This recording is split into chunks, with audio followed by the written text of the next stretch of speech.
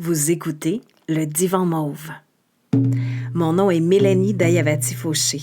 Mon but est de vous soutenir dans la connexion à votre sagesse intérieure et à la nature qui vous entoure.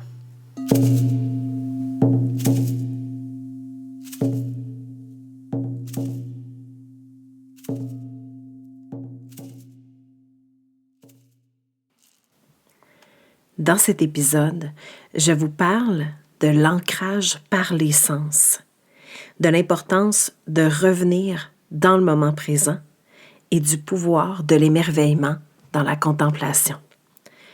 Tout ça pour essayer de répondre à la question suivante. Comment faire pour rester zen et garder le cap sur notre propre route sans se perdre dans le chaos du monde actuel? Tout un programme. Bonne écoute.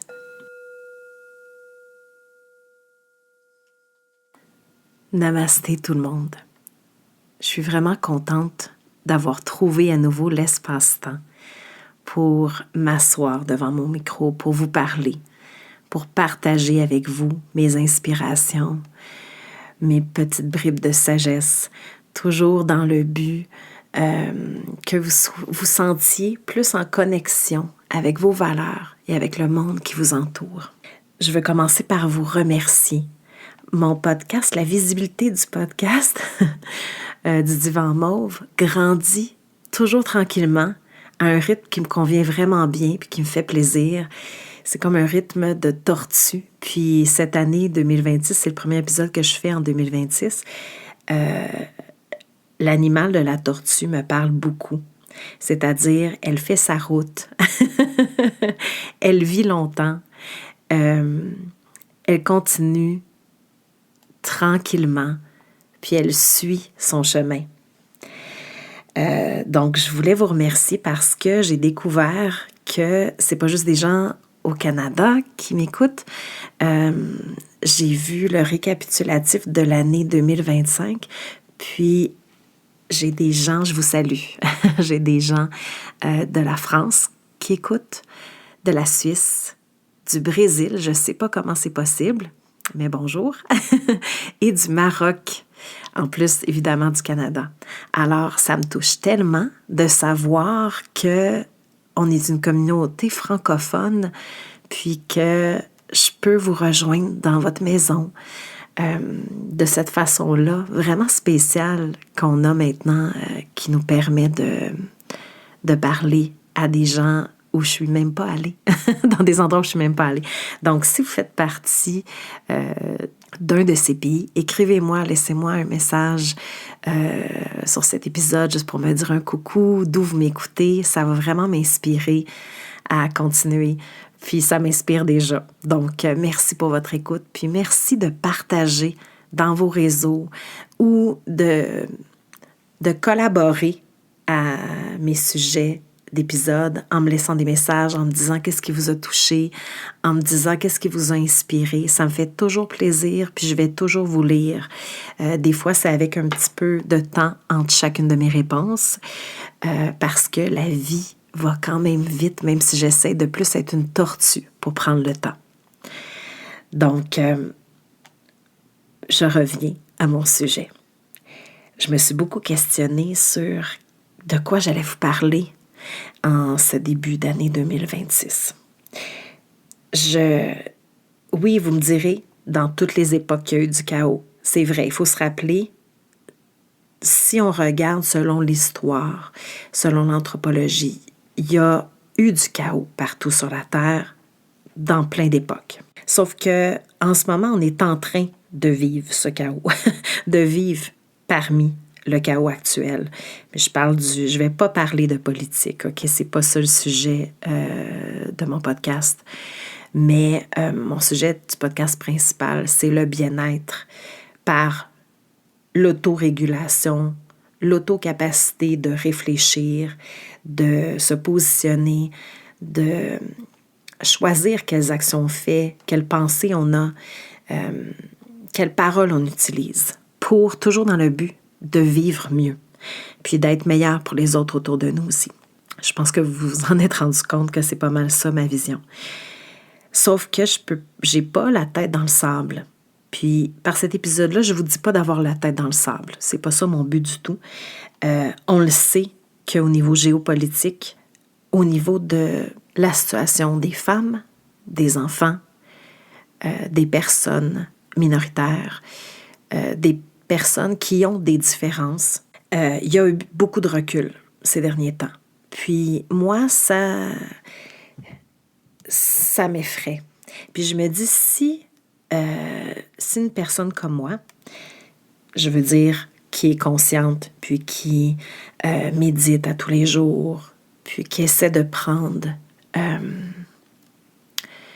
responsabilité de ce qu'elle fait. Si moi et d'autres personnes comme moi, on commence à être dans la peur, puis suivre la peur, puis le stress, puis l'anxiété dans nos chemins de vie, on n'est pas sorti du bois, comme on dit au Québec. Donc, je vais redoubler d'efforts cette année pour trouver des sujets qui peuvent nous encourager à rester ancrés dans nos valeurs, à rester dans un objectif de paix, d'amour, de compassion, de bienveillance. C'est ce que je souhaite à tout le monde. Mon but, c'est vraiment dans les épisodes, mon but, c'est de vous offrir des pistes de solutions, des pistes de réflexion qui vous permettent de mieux vivre dans ce monde qui me semble, en tout cas, je ne sais pas si vous me suivez là-dedans, mais qui me semble particulièrement chaotique en ce moment. Puis je reviens à la définition de chaos, OK? Parce qu'il y en a peut-être qui se disent « Ah ouais, ben t'exagères un peu, là. » Comment on pourrait définir le chaos? Le chaos se définit la plupart du temps par la confusion du mental ou un état de confusion et de désordre extrême. Moi, je considère que c'est ça qu'on vit en ce moment. Puis, je vais essayer de faire la balance de l'autre côté. Du côté, disons, de la sanité. Puis pour ça, je reviens à la question que j'ai posée dans l'intro. Sérieusement, comment faire pour rester zen, pour garder le cap, pour rester ancré dans nos valeurs, sans dériver ou se perdre dans le chaos du monde actuel? Puis en me posant cette question-là, je me suis rappelé qu'il y a une notion qui rejoint toutes les philosophies et sagesses dans lesquelles j'ai puisé pour aller mieux dans ma vie, puis aussi pour bonifier mes enseignements. Puis c'est la notion de moment présent, de pleine conscience. Se ramener dans le moment présent, c'est une des clés principales pour réussir à ne pas être happé par le chaos. Parce que si vous êtes un être sensible comme moi, c'est sûr que ça vous affecte. Moi, ça m'affecte, ça m'attriste, ça me fait vraiment de la peine profondément. Comment on fait pour avoir de la compassion? Comment on fait pour rester dans la bienveillance? Bien, une des façons, c'est de se ramener dans le moment présent. Mais comment on fait ça? Okay? C'est un cliché, okay, de la pleine conscience. La pleine conscience, dans le fond, ça consiste à tenter de vivre, arriver à vivre pleinement dans le moment présent. Pourquoi le moment présent, c'est la clé principale? C'est que le cliché que je voulais vous dire, c'est on dit que le passé est déjà passé. Il n'existe plus. Le futur n'est pas encore arrivé. Il nous reste seulement le présent qui est le cadeau. Le cadeau du présent, c'est être ici, maintenant. C'est le seul espace-temps qui existe vraiment ici, maintenant. Le concept de la pleine conscience, comme je disais, c'est de rester dans ce moment présent-là. Mais comment on fait pour se ramener quand on n'est plus dans le moment présent? Parce que c'est sûr, quand il y a beaucoup de chaos autour, ça nous amène à se concentrer sur le chaos. Ça fait beaucoup de bruit, le chaos actuel. Donc, le bruit nous amène vers un autre, amène notre attention ailleurs que sur le bien-être, que sur l'entraide, que sur la bienveillance. Donc, comment on fait pour se ramener dans le moment présent? Il y a plein de trucs que j'enseigne quand j'enseigne la méditation, comme se ramener à se concentrer sur la respiration. Mais ce n'est pas de ça que je veux vous parler aujourd'hui. Je veux vous parler de quelque chose d'encore plus axé sur votre vie quotidienne, encore plus accessible pour tous et toutes. En fait, c'est le concept de l'ancrage. Okay? On peut s'ancrer dans la respiration. Mais ce que je veux vous amener à réaliser, c'est qu'on peut s'ancrer dans les 5 sens. OK? Puis avant de vous expliquer ça, je vais vous ramener à l'idée de l'ancrage. Pourquoi je dis qu'on a besoin d'un ancrage pour revenir dans le moment présent? Pour arriver à comprendre, imaginez-vous que votre vie, c'est l'étendue d'eau, puis que le véhicule dans lequel vous traversez votre vie, c'est le bateau. Puis, vous voulez faire une pause pour regarder, vous êtes dans une grande étendue d'eau, puis vous voulez faire une pause pour observer une sorte d'oiseau vraiment spécial. Vous voulez prendre un temps de contemplation. C'est sûr que si c'est vous le capitaine du bateau, puis vous voulez prendre un moment de contemplation, puis un peu de vent, le bateau va continuer à dériver si vous ne vous ancrez pas. Donc, la seule solution pour être dans le moment présent de l'observation des oiseaux, par exemple, dans votre vie, c'est de vous ancrer. C'est de jeter l'ancre pour que le bateau, votre vie, soit stable, que vous ne déviez pas de votre route. Parce que quand vous êtes embarqué dans votre bateau, vous aviez un but, vous aviez une route que vous vouliez suivre probablement.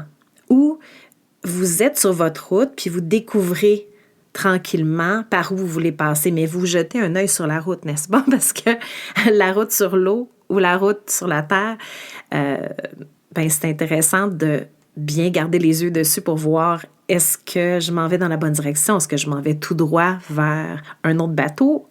Est-ce que je vais faire une collision? Est-ce que je m'en vais tout droit vers une terre alors que mon bateau est assez profond? Il faut que je reste plus proche du centre de l'eau, des profondeurs en fait. Donc l'idée, c'est si vous voulez vous arrêter pour contempler, vous devez jeter l'ancre.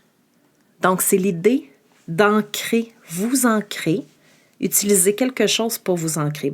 Mais c'était une métaphore. Donc, dans notre vie à nous, quotidienne, qu'est-ce qu'on fait pour s'ancrer? Si je suis dans mon bateau, je vais utiliser quelque chose que j'ai avec moi, qui est facile d'utilisation. L'ancre, il est là, il était attaché à mon bateau, c'était fait d'avance comme ça. Dans mon corps, en ce moment, notre bateau, c'est en quelque sorte notre corps. Mais suivez-vous, c'est notre véhicule qu'on utilise pour passer à travers notre vie, pour aller sur notre route, c'est notre corps. Qu'est-ce qu'on a dans notre corps qui est présent? J'avais parlé de la respiration, mais là, je ne veux pas faire l'épisode sur la respiration, j'y reviendrai une autre fois. On a nos 5 sens.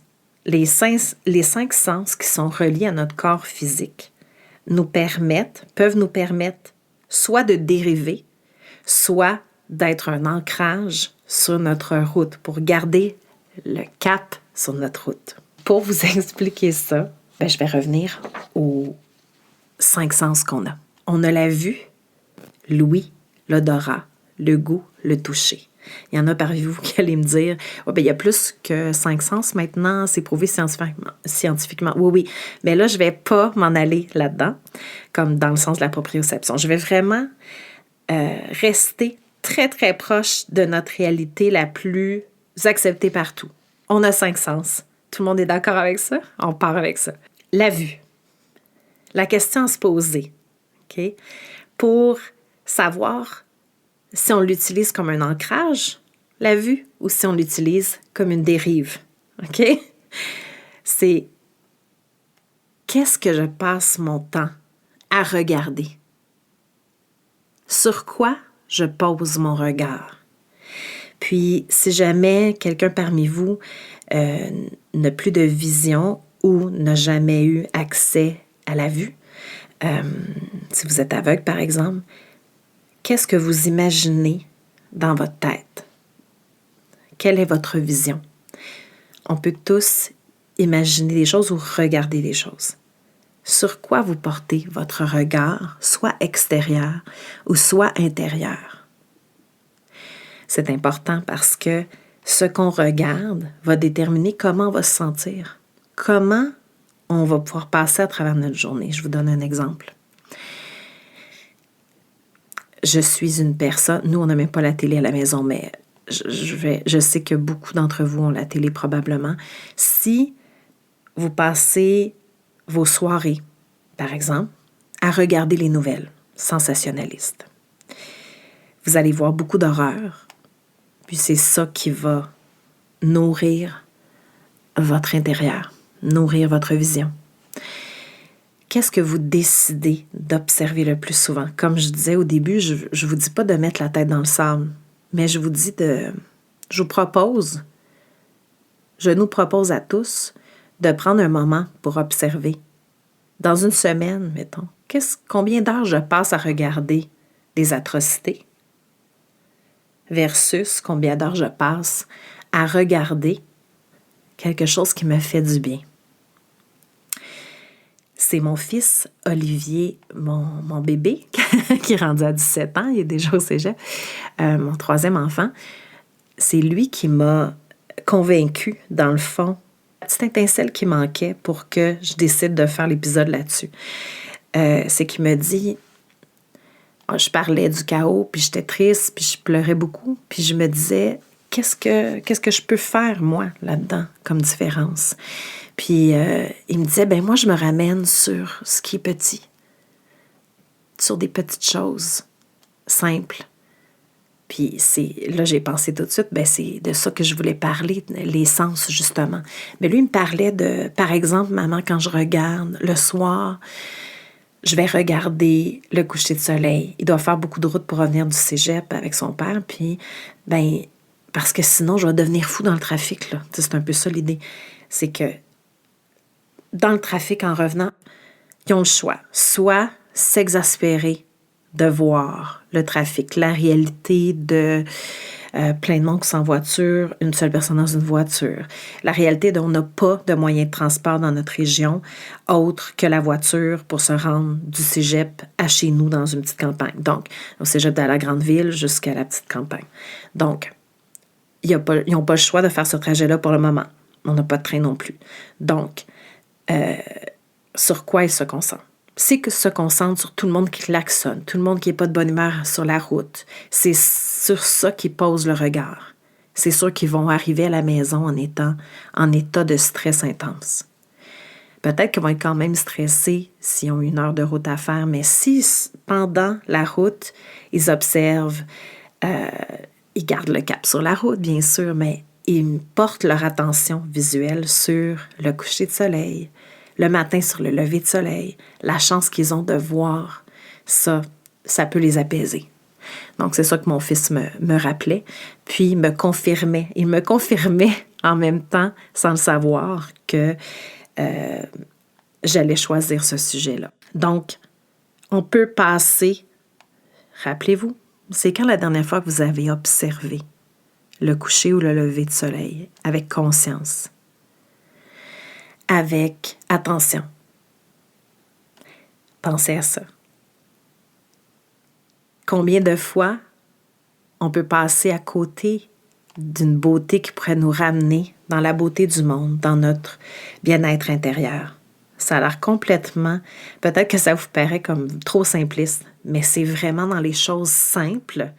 Après toutes les années où j'ai enseigné le yoga, la méditation, c'est dans les choses simples, c'est dans les postures les plus simples, dans les actions les plus simples qu'on retrouve la connexion à notre nature profonde. C'est ça que le temps m'a appris. Donc, je vous repose la question encore. Sur quoi vous voulez, au lieu de vous dire sur quoi vous posez votre regard ces temps-ci, sur quoi vous avez envie de poser votre regard? De quoi vous avez envie de nourrir votre vision, votre observation du monde? Est-ce que vous voulez le nourrir de toutes les catastrophes qui arrivent? Parce que les catastrophes vont arriver quand même si vous ne les observez pas. Les atrocités arrivent quand même si on ne les observe pas. Mais si au moins on peut, le sens de la vue, pour nous imprégner de choses belles, heureuses, Ça peut être regarder, si vous avez des enfants dans votre vie, regarder un enfant qui dort paisiblement. L'observer, s'en imprégner. Observer le thé qui infuse, le café qui infuse, votre tisane préférée qui infuse. Observer les petites choses dans leur simplicité en vous concentrant sur l'observation. Ça vous ramène automatiquement dans le moment présent. Puis, j'avais dit dans l'intro que je vous parlerais de l'émerveillement. En fait, c'est que je peux regarder le coucher du soleil sans y porter vraiment attention. Je peux regarder un enfant qui dort sans y porter attention. Mais si j'amène l'état de contemplation, la contemplation, c'est observer avec attention, vraiment. Puis si j'ajoute à ça la capacité d'émerveillement, ça c'est, rappelez-vous la première fois que vous avez vu quelque chose d'impressionnant dans votre vie ou qui vous a touché, qui vous a donné du bonheur. Peut-être que c'est quand le premier coucher de soleil que vous avez vu dans votre vie, ou la fois où vous l'avez vu sur une montagne, ou la fois où vous l'avez vu sur le bord de l'eau. La première fois qu'on voit quelque chose, on ressent de l'émerveillement. Mais on peut se ramener, on a notre conscience, les humains, on est capable de se ramener dans un état d'émerveillement. Il s'agit juste de se concentrer là-dessus, de se rappeler qu'est-ce que ça me fait? Est-ce que je peux retrouver mon cœur d'enfant qui s'émerveille? Parce qu'on l'a tous encore, notre cœur d'enfant. Dans la personne que vous êtes, vous avez tous les âges que vous avez eus. Donc, est-ce qu'il y a un âge ou un moment dans votre vie où vous étiez capable de vous émerveiller? Puis si vous savez c'est quel moment ou un moment précis où vous êtes émerveillé, vous pouvez retrouver cette sensation, cet état. Puis vous concentrez là-dessus, dans ce que vous regardez, dans ce que vous observez, pendant que vous êtes en moment de contemplation. Une chose que moi j'aime regarder en ce moment, c'est l'hiver, c'est les espèces de glaçons qui se forment au-dessus des fenêtres à cause des changements de température. L'eau devient de la glace, puis ça fait comme des décorations naturelles. Je trouve ça vraiment beau. J'aime ça aussi regarder les arbres qui sont un peu penchés, qui semblent un peu tristes parce qu'ils sont lourds de neige. Dans votre coin de pays, qu'est-ce que vous regardez en ce moment? Est-ce qu'il y a quelque chose qui vous émerveille encore, que vous pouvez utiliser comme ancrage? L'ancrage va empêcher votre mental de dériver vers les autres choses sur lesquelles vous ne voulez pas mettre votre attention en ce moment. Ça ne sert à rien de transporter le problème avec nous en regardant et regardant et regardant les mêmes images dans toute la semaine. Si vous voulez rester informé, vous pouvez choisir un moment où vous êtes apte à regarder quelque chose ou même ne pas le regarder, juste le lire à la place. Des fois, c'est moins dur de lire un article que de voir des choses traumatisantes. L'idée, c'est de doser, choisir qu'est-ce que vous regardez, puis vous assurer que la majorité du temps que vous prenez à regarder, à observer quelque chose, ce sont des choses qui vous font du bien, qui vous remplissent, qui vous nourrissent de paix, de joie, d'espoir. Parce que c'est l'espoir qui peut, et la joie, et la paix, et l'amour qui peuvent changer les choses. Donc, mon idée, c'est, moi, je ne peux pas changer la planète au complet toute seule, mais je peux faire une différence. On peut faire une différence en changeant comment on perçoit le monde déjà. On était juste à la vue. Je vais passer à l'ouïe maintenant. Imprégnez-vous, réfléchissez, ressentez sur quoi vous portez votre attention auditive. Je vais vous donner un exemple. Il y a des gens que ça agresse d'entendre, j'ai entendu ça dernièrement à la radio, il y a des gens que ça agresse d'entendre des enfants qui rient dans la cour d'école. OK? Ça, c'est le signe que on est en train de perdre un peu notre humanité. Quand on ne se laisse plus émouvoir par des enfants qui rient. Donc, comment j'écoute les choses et qu'est-ce que j'écoute? Qu'est-ce que j'écoute et quelle est ma perception de ces choses? Si j'entends mon enfant qui joue, mais je suis tellement fatiguée, tellement pas dans le moment présent, je suis dans la prévision de qu'est-ce que je dois faire, le souper doit être prêt, blablabla. Je suis pas en train de savourer le fait que, hey, j'ai des enfants en sécurité à côté de moi qui sont en train de s'amuser. C'est ça qui est important. C'est quoi vos valeurs? Moi, je reviens toujours à mes valeurs. Quelles sont mes valeurs? Est-ce que je veux un quotidien où les gens se sentent en sécurité puis qui ont le droit d'être, de vivre? Là, je prends l'exemple sur les enfants, mais qu'est-ce que vous écoutez? Qu'est-ce que vous passez le temps la majeure partie de votre temps à écouter? Est-ce que ce sont les nouvelles, les mauvaises nouvelles? Est-ce que c'est de ça que vous vous nourrissez? Ou est-ce que vous décidez d'écouter un balado qui vous fait du bien? Est-ce que vous décidez d'écouter de la musique qui vous fait du bien? Puis si vous écoutez de la musique, est-ce que vous êtes en train de l'écouter sans conscience? Je vais vous donner un exemple. Dans le temps de Noël, je me souviens même pas c'est quelle chanson, mais je suis devenue super attentive à une chanson qui jouait, comme si je l'avais jamais entendue. Puis on l'a entendue des milliers de fois, là, moi puis mon époux. Puis là, j'entends ça, puis j'arrête, je dis, qu'est-ce qu'il vient de dire là, dans la chanson?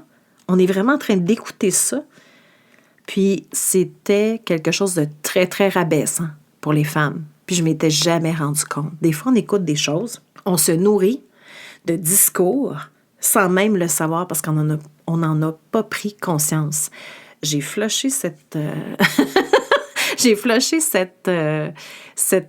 chanson-là de ma playlist parce que ça n'a aucun sens pour moi que inconsciemment j'écoute ce type de paroles qui dénigrent les femmes.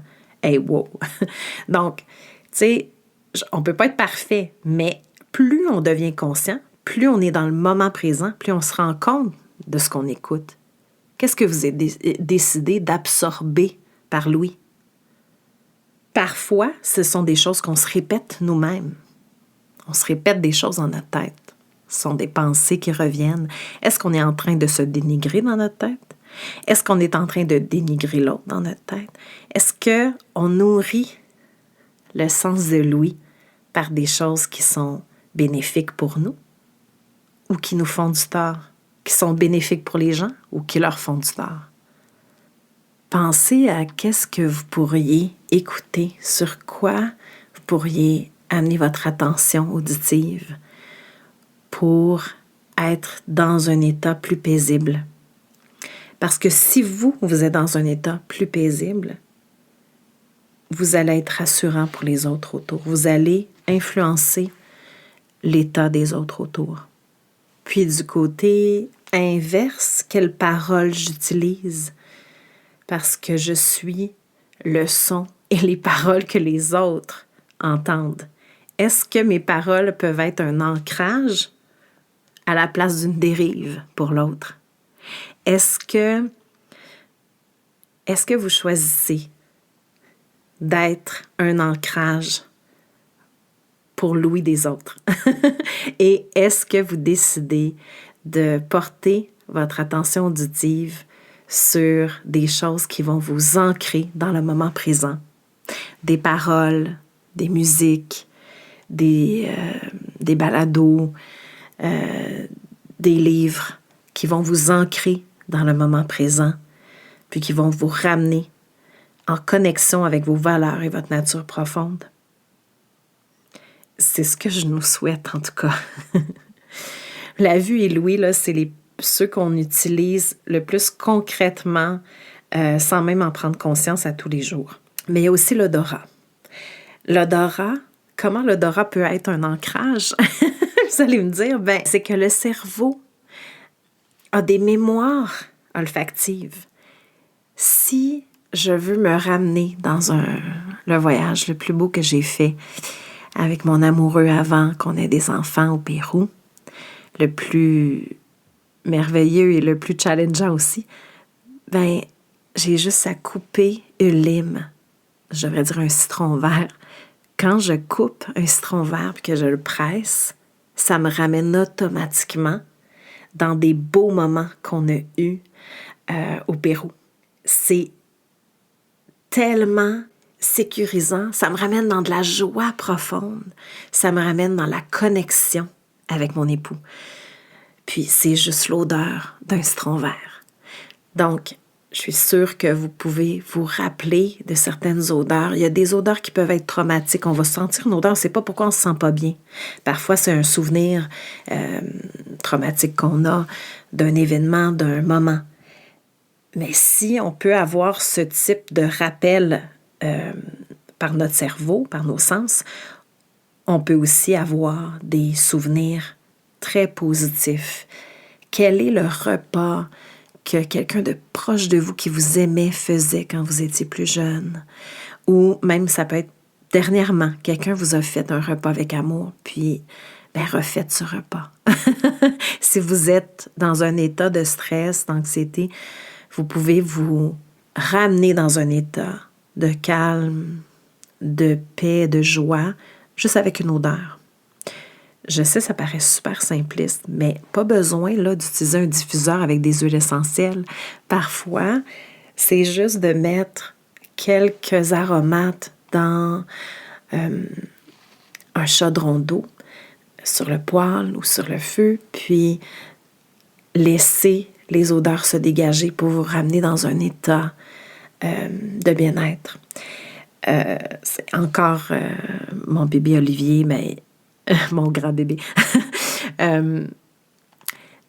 D'ailleurs, je lui ai demandé la permission de le nommer. Dans le temps de Noël, on attendait notre famille pour faire un souper ensemble, un dîner-souper de Noël.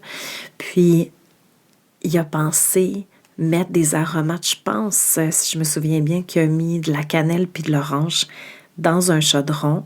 J'ai dit, qu'est-ce que tu fais là? Ben, il dit, je voudrais comme que ce soit accueillant. La maison. Là, ça va sentir tellement bon que ça va être super accueillant. Puis là, j'ai trouvé ça tellement drôle et touchant parce que c'est clairement un vieux truc de sorcière, de bonne sorcière. Je tiens à préciser. C'est un vieux truc de bonne sorcière, d'herboriste, de grand-mère, de mettre des aromates, de les faire bouillir avant que les gens qu'on aime arrivent. Parce que ça remplit l'espace d'odeurs qui nous font du bien naturellement. Tu sais, l'orange et la cannelle, si vous n'avez pas eu de trauma avec ça, là, je pense que la plupart des gens vont aimer l'odeur. C'est festif, c'est joyeux, puis c'est réconfortant. Donc ça, c'est un truc qu'on peut utiliser. Ça peut être de parfumer avec de la lavande nos oreillers pour quand on va se coucher, pour se sentir mieux, pour passer une meilleure nuit. Essayez de penser quelles odeurs vous plaît. Ça peut être l'odeur. Moi, c'est quand je vais marcher dans le bois. Là, c'est plutôt de la raquette parce qu'il y a trop de neige. Je sens l'odeur des sapins et des pins. Puis ça sent tellement bon. Ça me revigore vraiment. Là, si j'ai une mauvaise journée, je vais aller dans le bois. Puis je sens ces odeurs qui vraiment vivifient mon esprit, puis me ramènent aussi dans mon corps. Donc, l'odorat peut vraiment être utilisé facilement et rapidement comme ancrage. L'odorat, c'est vraiment un ancrage rapide. Vous avez quelque chose, si vous avez quelque chose à portée de main, si vous connaissez qu'une odeur vous aide à vous ramener, vous pouvez la porter avec vous, là. Si vous êtes au bureau, vous pouvez avoir même un bâton de cannelle là, avec vous. Tout est possible. C'est-à-dire, c'est d'amener, d'utiliser votre cerveau, la mémoire olfactive à bon escient dans votre quotidien. Donc, je vous encourage vraiment à l'essayer. C'est un truc vraiment rapide. C'est ça que j'aime. Si vous allez pas bien, c'est vraiment rapide pour vous ramener dans le moment présent puis dans un état qui est plus près du bonheur, le plus possible. On a passé la vue, l'ouïe, l'odorat. Il nous reste le goût et le toucher. Pour ce qui est du goût, Essayez de penser, y a-t-il un moment où quelqu'un a fait un repas ou un souvenir de, tu sais, tarte aux pommes, baklava, je sais pas, n'importe quel dessert fait par quelqu'un qu'on aime ou un ragoût, quelque chose qui a été un mijoté, quelque chose qui a été mijoté longtemps. Les saveurs ramènent à un état de bien-être. Donc, ça peut être aussi de prendre le temps de vous cuisiner quelque chose puis de goûter. Donc, sentir et goûter les saveurs, donc on a l'odorat et le goût ensemble, ça peut vraiment être réconfortant. Donc, ça, c'est un des ancrages que j'aime beaucoup pour la famille. Si vous avez une famille, peu importe si vous êtes des colocs, si vous vivez avec un ami ou une amie, c'est votre famille, le monde que vous aimez, avec qui vous vivez ou avec qui vous passez des moments privilégiés. Partager la nourriture, c'est un acte rituel qu'il y a partout, dans toutes les cultures. En tout cas, vous me corrigerez si ce n'est pas le cas dans la vôtre, mais je connais, moi, aucune culture où il n'y a pas ce rituel de partage d'un repas. Souvent, dans les fêtes, peu importe les fêtes de quelle religion, de quelle culture, ça fait souvent partie du rituel de célébration de partager un repas ensemble. Donc, préparer un repas pour les nôtres, pour les gens qu'on aime, c'est vraiment un acte d'amour.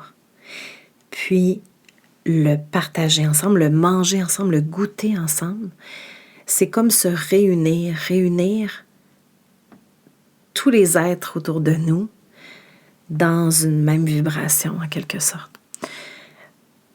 Et ça ramène notre nature profonde, notre soi intérieur dans un état de paix, de communion.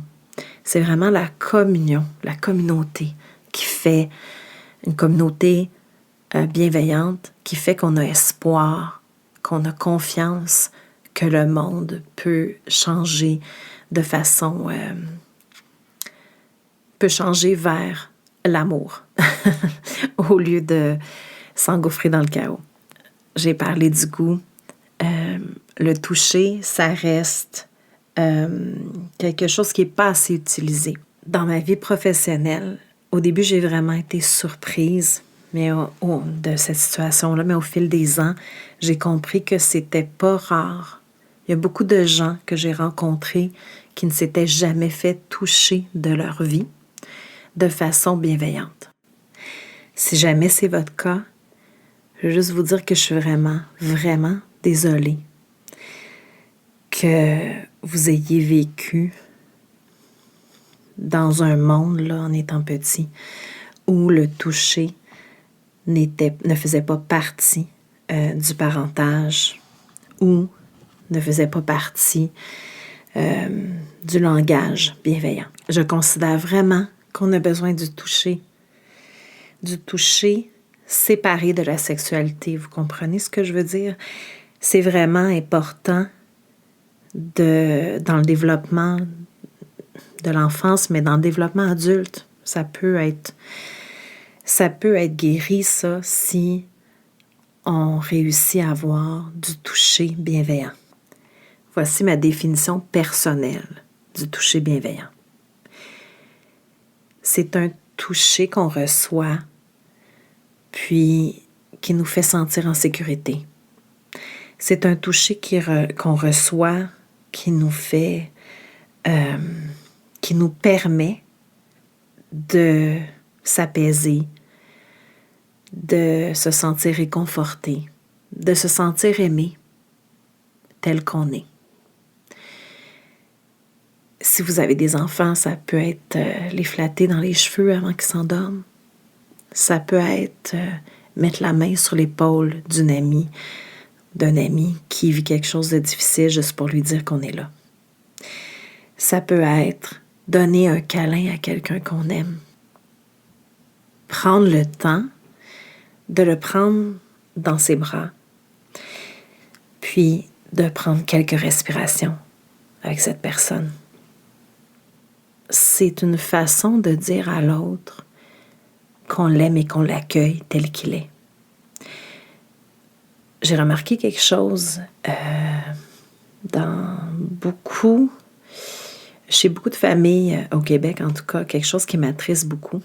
Quand les enfants sont en âge d'être considérés comme mignons, qui n'ont pas totalement leur liberté d'être, là, qui sont avant l'adolescence, beaucoup de parents les prennent spontanément dans leurs bras. Puis quand l'adolescence arrive, puis que là, le caractère devient plus dans l'état de libération, d'affirmation, ben je vois beaucoup de parents arrêter de donner des câlins à leurs enfants. Puis j'entends souvent, « Oui, mais mon enfant me donne plus de câlins. » Oui, mais tu peux lui dire, « Hey, j'aimerais qu'on se donne un câlin. Est-ce que tu serais d'accord qu'on se donne un câlin? Puis sinon, est-ce qu'à un moment, tu te sentirais plus à l'aise? » Il faut toujours y aller, c'est sûr, avec le consentement, puis trouver le moment juste. Et puis si la personne ne se sent pas à l'aise, discuter. Pourquoi? Parce que sinon, il y a un fossé qui se creuse, une séparation qui se creuse entre les deux personnes.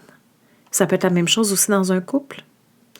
Parfois, les gens continuent à avoir des rapports sexuels, mais ne se donnent plus de câlins.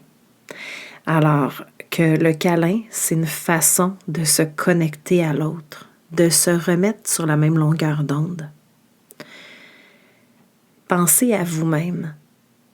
Si vous êtes peu importe l'âge que vous avez, est-ce que vous sentez qu'il y a un enfant à l'intérieur de vous qui a besoin de câlin pour survivre, qui a besoin de câlin pour sentir qu'il existe, qu'il a le droit d'exister tel qu'il est?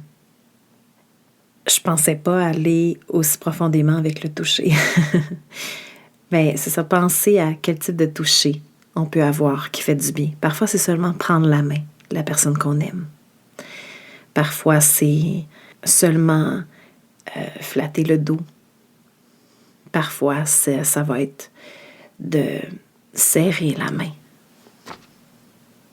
Serrer la main entre nos deux mains pour dire à la personne qu'on l'aime. Si vous ne vous sentez pas à l'aise, par exemple, des fois, ça peut être un parent en fin de vie, puis ce parent-là ne nous a jamais donné de câlin, peut-être qu'on ne se sent pas capable. Mais on peut lui prendre la main, le toucher, même si c'est une petite partie du corps qui touche, fait du bien profondément. Puis ça fait plusieurs études que je vois là-dessus, des études sérieuses là, qui parlent des effets du toucher bienveillant. Puis comment on fait pour savoir si notre toucher est bienveillant? Il faut se poser la question, est-ce que notre toucher, est-ce que quand je fais un câlin, je m'attends à autre chose de l'autre? Est-ce que je pense à autre chose? Ou est-ce que je suis vraiment là pour être présent pour l'autre, simplement? C'est ça la différence. Ça doit être un toucher sans pression, un toucher qui ne demande pas quelque chose en retour, puis un toucher qui est consentant des deux côtés. Ça, c'est vraiment important pour moi. Dans ma définition du toucher bienveillant, ça fait partie.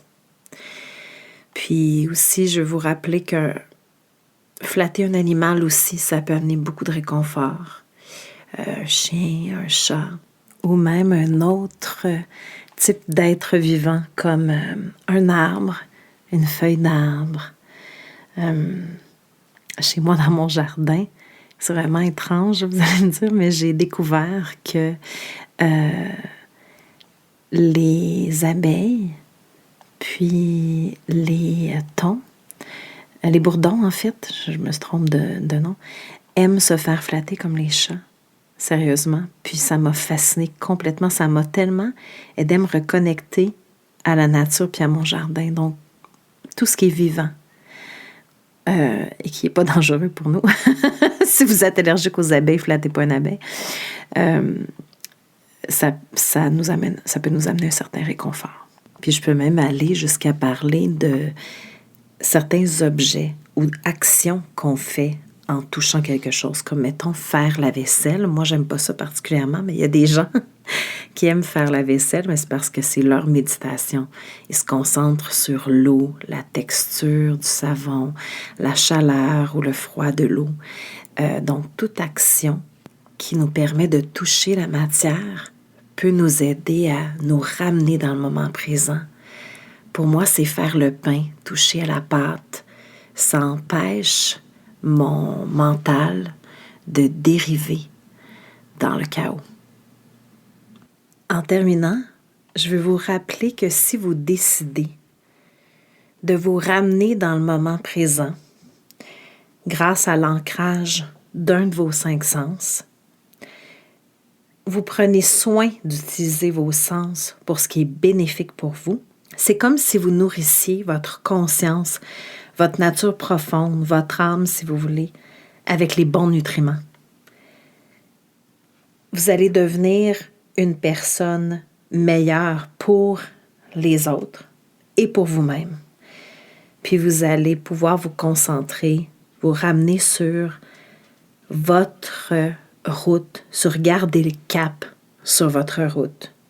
Je reviens à l'image du bateau comme véhicule de votre vie.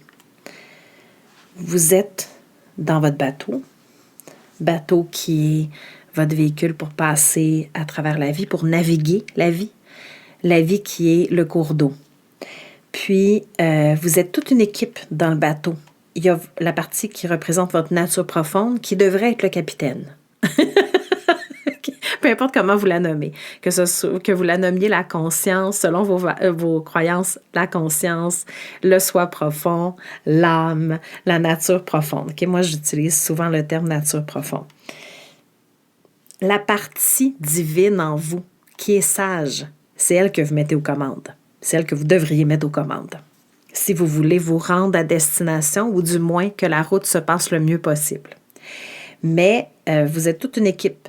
Il y a aussi tous les matelots qui représentent en fait l'état de votre mental, OK? Qui sont la plupart du temps les matelots très indisciplinés. Ils vont se faire déranger par le vent, les vagues. Il y a un autre matelot que lui se fait toujours déranger. Il arrête de travailler quand il voit une baleine passer. Il y en a qui sont apeurés. Il y en a qui s'occupent de « j'ai faim, j'ai soif ». Il y en a un matelot qui s'occupe juste de « c'est quoi qu'on va manger ». Il y a un matelot qui trouve ça vraiment trop long la route. Il y a un matelot qui voudrait savoir qu'est-ce qui va arriver. C'est quoi qui va arriver dans le futur. Il y en a un qui pense à comment ça n'a pas marché le dernier voyage, comment ça s'est pas bien passé. Il y a un matelot qui est dénigrant avec tout le monde. Je le savais qu'on serait jamais capable de se rendre à telle place. Ça. OK, ça, tous les matelots, toutes les personnalités qui existent, OK, représentent l'état de votre mental, OK? Le mental, c'est comme plein de matelots qui se laissent influencer par ce qui se passe à l'extérieur puis par les intempéries. Les intempéries, on ne peut pas les enlever.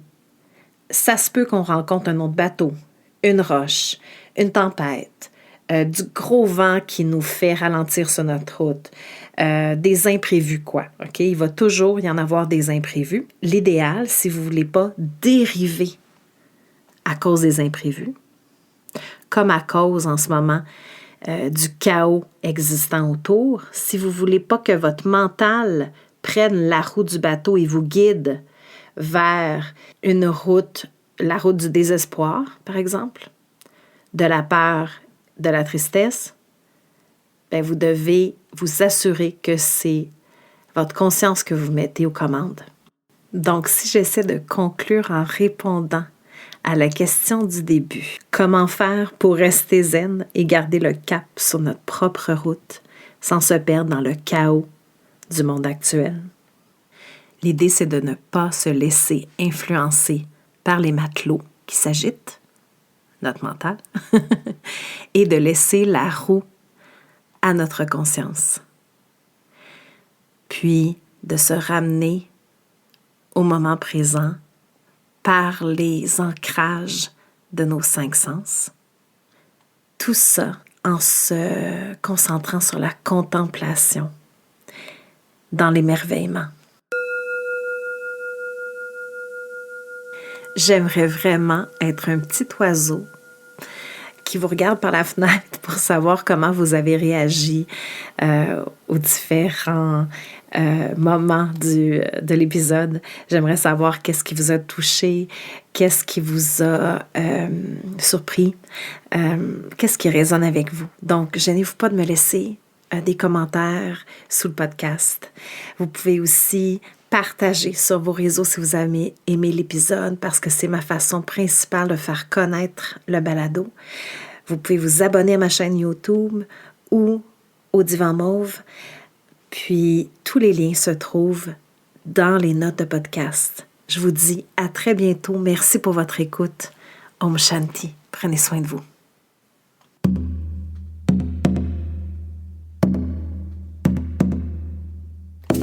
Ah.